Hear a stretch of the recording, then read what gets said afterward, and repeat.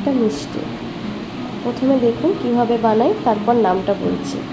প্রথমে কড়াতে একটু ঘি গরম করে তাতে 1.5 কাপ মতন বেসন দেবো।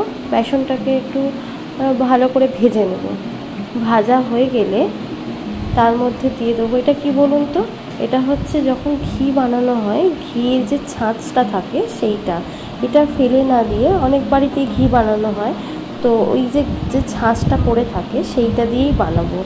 যাদের কাছে ছাঁচ নেই ঘি বানানোর, তারা কিন্তু দোকান থেকে খোয়া ক্ষীর এনে আর কনডেন্স মিল্ক দিয়ে করতে পারেন।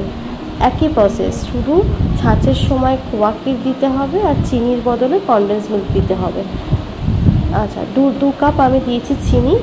তারপরে ভালো করে সব কিছু মিশিয়ে নিয়ে একটু এলাচ গুঁড়ো দিয়ে দেবো। তারপর দিয়ে দেবো 1 চামচ, বড় চামচের 1 চামচ ঘি আর 1 কাপ মতন উষ্ণ গরম দুধ দিয়ে খুব ভালো করে এবার সব কিছুকে মেশাবো। একদম দেখুন পুরো টাইট হয়ে গেছে। এবার এটা তৈরি, বেশিক্ষণ সময় লাগে না, খুব তাড়াতাড়ি তৈরি হয়ে যায়, কিন্তু খেতেও খুব টেস্টি হয়। একবার বানিয়ে দেখবেন। আচ্ছা, এবার একটা থালাতে একটুখানি ঘি বা তেল যাই হোক একটু ব্রাশ করে নেব। করে নিয়ে তারপরে মিশ্রণটা ঢেলে নেব।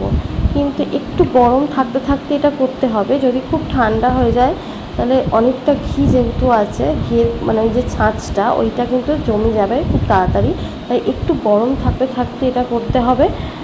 এবার 2 রকমভাবে আমি দেখাবো, একটা বরফি করে কেটেও করতে পারেন, আর একটা হচ্ছে গোল গোল লাড্ডুর মতনও করতে পারেন, যেরকম যার যেটা খুশি সেটা করবেন। বরফিটা করে নিয়ে অন্তত কিছুক্ষণ ফ্রিজে রেখে দেবেন, তাহলে কি হবে, বেশ ভালো বসে যাবে, জমে যাবে জিনিসটা। এই যে দেখুন কাটার সময় ঝুড়ো ঝুড়ো হয়ে পড়ে যাচ্ছে, সেটা পড়ে যাবে না, ঝুড়ো ঝুড়ো হয়ে পড়ে যাবে না, আরও সুন্দর একদম তৈরি হয়ে যাবে। এটা কিন্তু খেতে দুর্দান্ত হয়, দারুণ খেতে হয়।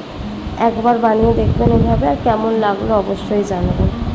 হাতের কাছে যা থাকে সেই দিয়ে যেরকম পারি সেটাই বানাই এবং আপনাদের সাথে শেয়ার করি। আপনারা কিন্তু জানাবেন কেমন হলো। আর হ্যাঁ, মিষ্টির নামটা আপনারাই দিয়ে দেবেন। চলুন আজকের মতন টাটা।